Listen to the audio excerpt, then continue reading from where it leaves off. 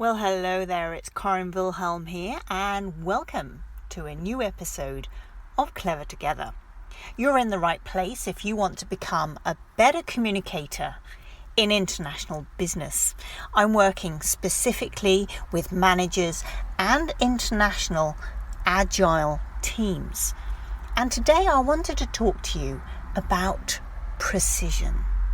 Now, it's very tempting, especially if you're in a rush or especially if you feel under pressure, not to be precise.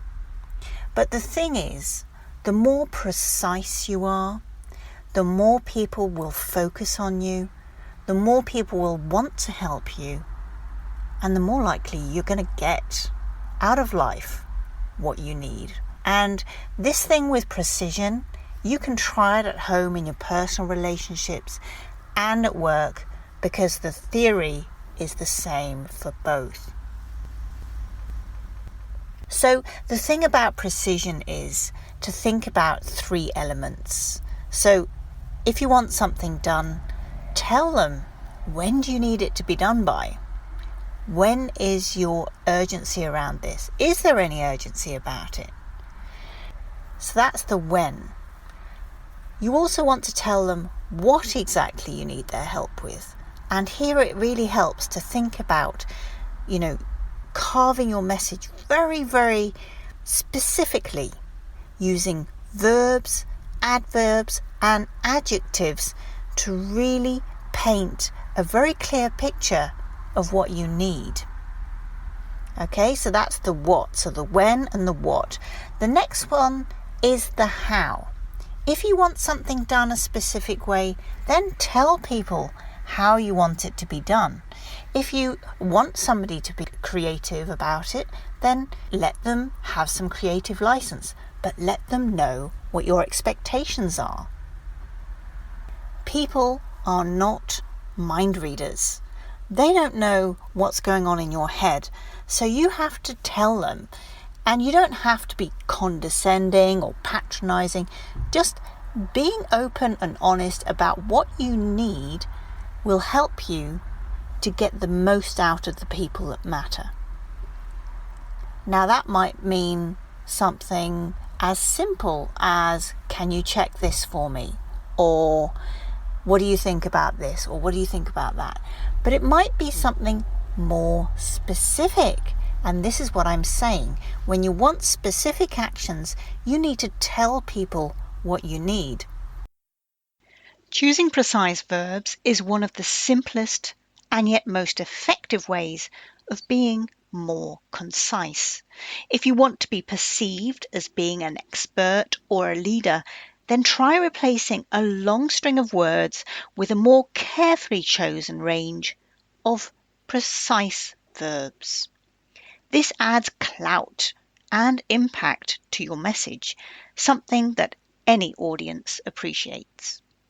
Instead of saying, the testing team made slow progress initially and stakeholders were beginning to lose patience, you could strip it right down and say, initially testing was slow and stakeholders lost patience. You see, keep it short and people will appreciate it. Instead of using made slow progress, just use 2 words to say progress slowly. Rather than using 4 words to say we're beginning to stagnate, just say stagnated. Vague verbs and unnecessary words are a drain on attention levels. So if you want to have an impact, get to the point quickly. That leaves more time and energy for questions, discussions, and ideas. That's the sexy part, right? It will also make the impression that you know what you're talking about and that you're actually easier to work with because it's clear and simple. There's no guesswork involved. So expand on the verbs at your disposal. This isn't about sounding like you've swallowed a dictionary to look the part. It's about being specific and clear. If you want accurate outcomes, your message needs to reflect those expectations. In this week's newsletter, I'll go into more detail about that. Now, a while ago, I did my training to become a coach. And I remember at the very beginning of the training, they went to what seemed like ludicrous detail to me at the time about contracting. And I thought, yeah, la-di-la-di-da. Of course you've got to do that. But I realised that the reason why this was so tedious was that I didn't actually like to be kind of pinned into a corner. I'm self-employed. I don't like to be told what to do. So this contracting seemed a little bit over the top to me. But we got into a conversation about it, and I realised that actually by painting a very clear picture of what you expect, the boundaries, the processes, what could be done, what couldn't be done, it gave people security. It made people have more faith in you, more trust in your abilities. And it occurred to me that this is where I'd been going wrong with some of my business relationships. I'm a very kind of outgoing person, very kind of light-hearted, and I think some people have been misinterpreting this as being lapse or vague or not very serious maybe. But just because I'm light-hearted doesn't mean I'm not serious. But the impression I was making was very much one of, oh well, we kind of go with the flow and, this kind of thing. And that's why I'm talking to you today about being specific, about being precise, providing the details, giving information, setting the boundaries, and being clear about what you want and establishing from other people maybe what do they expect from you. This is something that I will be talking about in more detail tomorrow. In fact, I have quite a fun activity around that.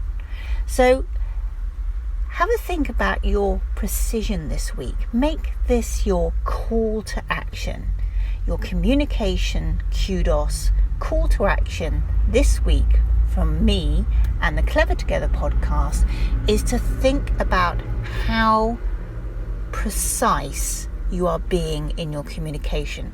And I want you to log it. Log the times where you have been precise and what was the outcome. And log the situations in which you saw a lack of precision and how that affected communication, behaviour, reactions, and impact. And let me know how you get on. One word of warning: when you are being precise, be careful to be also polite. If you are too precise, too direct, then you will lose some approachability. So it's important to balance it out with a bit of personality, a bit of charisma, and plenty of listening. So don't blurt it out, deliver it, be dynamic.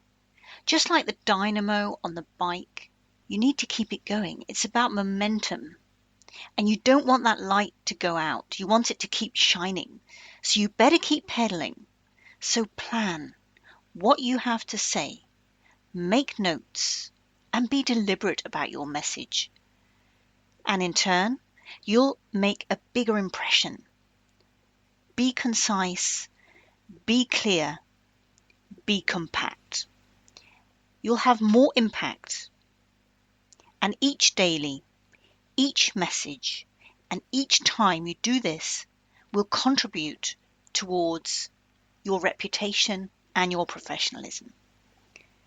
So if you want to be taken seriously, take yourself seriously. It starts with you.